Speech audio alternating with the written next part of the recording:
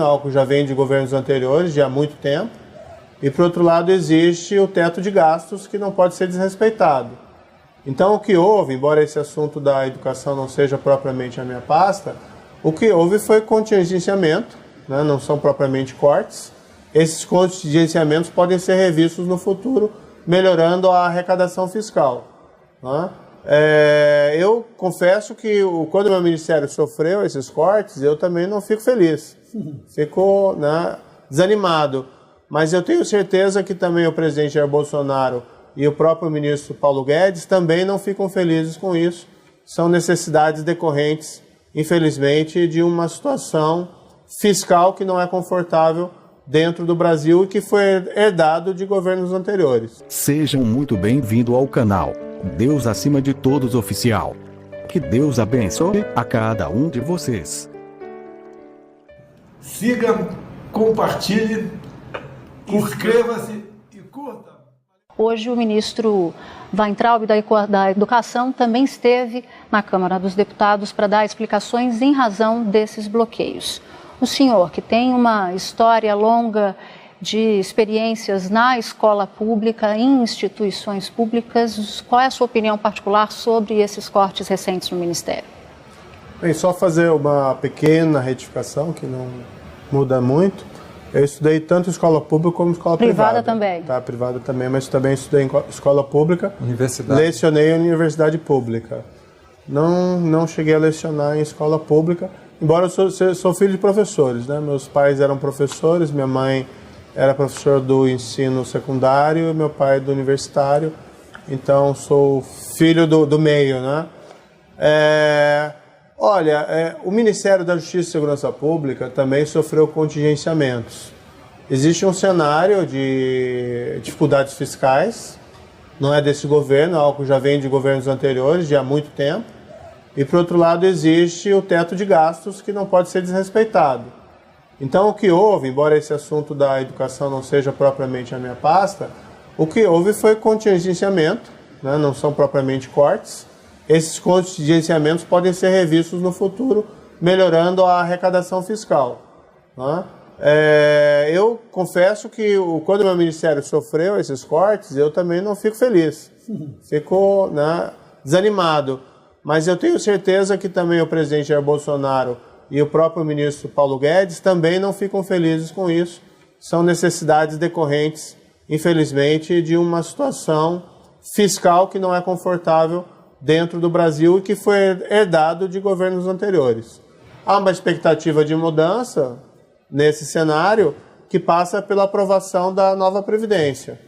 Isso tem sido afirmado por todo o governo. Também não é uma pauta específica da minha pasta, mas me parece que existe um consenso.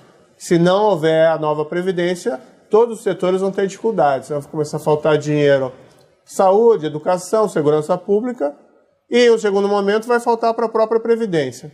É necessário fazer porque nós não vamos ter Previdência no futuro sem ela. Então, lamento esses contingenciamentos.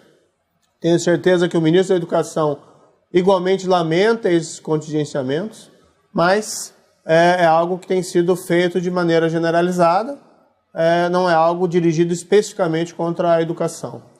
Ministro, hoje em Dallas, o presidente Jair Bolsonaro se referiu aos estudantes como, abre aspas, idiotas úteis em massa de manobras de uma minoria espertalhona. O senhor concorda com essas declarações?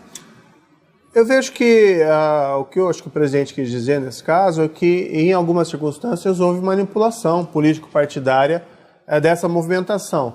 Claro que é natural que as pessoas saiam às ruas protestando contra contingenciamentos na área da educação, isso é um movimento natural, mas em alguns momentos houve sim uma manipulação político-partidária. Eu ouvi, por exemplo, discursos de onde eu estava que não tinham muito a ver com questão de educação, mas sim bandeiras políticos partidárias de partidos da oposição. Mas seria uma maioria isso ou uma minoria pontual? Eu não tenho condições de avaliar, né? Eu não acompanhei esse movimento. Que tipo de manipulação, ministro? Que tipo de manipulação foi feita? Por exemplo, eu vi lá diversos gritos lá de dirigentes partidários, de partidos de oposição, Lula livre, golpista, fim do governo, então acho que não é uma pauta de educação.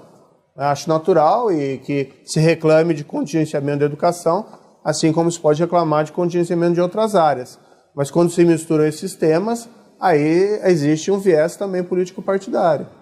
Não estou dizendo que os manifestantes em geral, até porque eu não acredito que os manifestantes em geral tenham essas bandeiras específicas, mas havia pequenos grupos ali que tinham uma voz diferente. Alguns integrantes do Palácio do Planalto temem que manifestações como essa acabam tomando um corpo muito difuso, o que lembra um pouco os movimentos de 2013. O senhor concorda com essa avaliação? Olha, eu não vejo isso no horizonte. É um governo que tem tentado explicar a necessidade dessas reformas exatamente para poder ter mais recursos no campo da educação, da saúde, da segurança pública. É inegável, ninguém fica satisfeito com o corte nesses serviços públicos, mas existe a questão da responsabilidade fiscal que tem que ser observada. Quem não observou no passado ou sofreu problemas depois políticos, ou até mesmo, vamos dizer assim, deixou problema para os governos posteriores.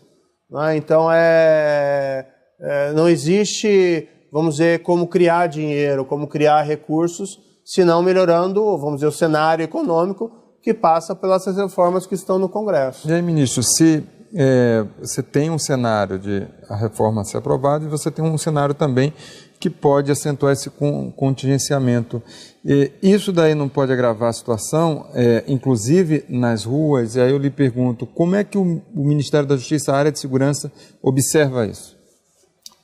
Veja, eu acho que esses movimentos deveriam servir como uma espécie de alerta a todos nós, tanto do Executivo, mas igualmente do Congresso, de que é necessário fazer essas reformas para que nós tenhamos mais recursos disponíveis para essas outras áreas. Enquanto isso não acontece, o trabalho, por exemplo, que nós tentamos fazer ali dentro do Ministério, e acredito que essa também deve ser a política dos demais, é tentar fazer o melhor com menos. O que significa isso no âmbito da segurança pública? Nós temos trabalhado muito com a questão da integração. Se os recursos são limitados, se nós não podemos ampliar significativamente recursos humanos, mesmo a questão dos recursos tecnológicos, há investimentos, mas são limitados, nós temos que tentar fazer o melhor com o que nós temos. Então, independentemente da situação fiscal ruim, ainda assim, na minha avaliação, não só a minha pasta, mas várias outras pastas do governo têm apresentado resultados bastante positivos. Por exemplo, tem sido muito elogiado o ministro Tarcísio da Infraestrutura, mas esses elogios cabem a vários outros ministros também.